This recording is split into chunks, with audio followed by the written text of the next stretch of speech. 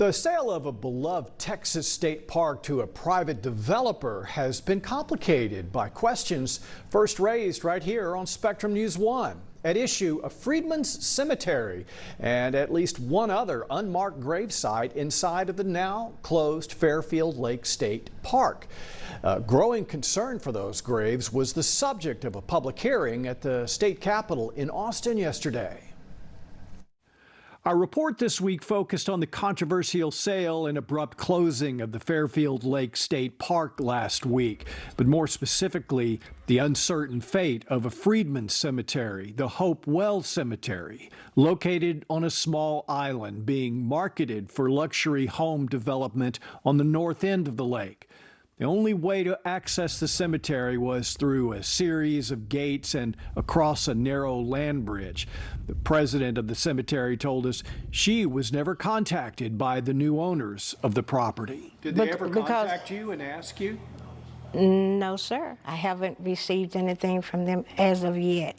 Archaeologists have also found at least one other unmarked gravesite believed to belong to more freed slaves and their descendants. Both sites now at the center of a hearing in Austin by lawmakers hoping to save the lake and park from being sold for luxury lake homes and for drinking water.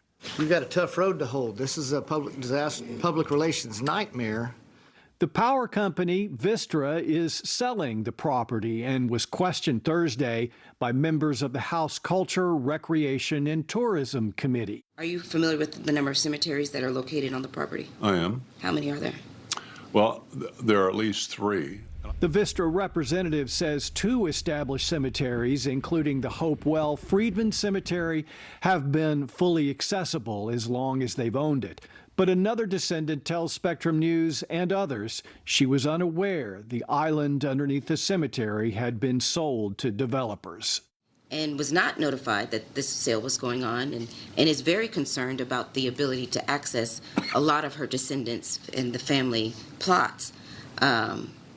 So, you know, if this is going to be a gated community and you're saying that they have an automatic easement, it's very alarming and concerning that they would not be notified.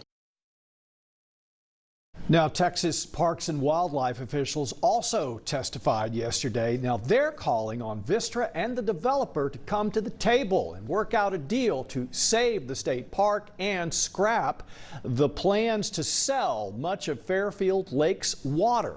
Now, our attempts to reach the developer for comment have been unsuccessful. Back to you.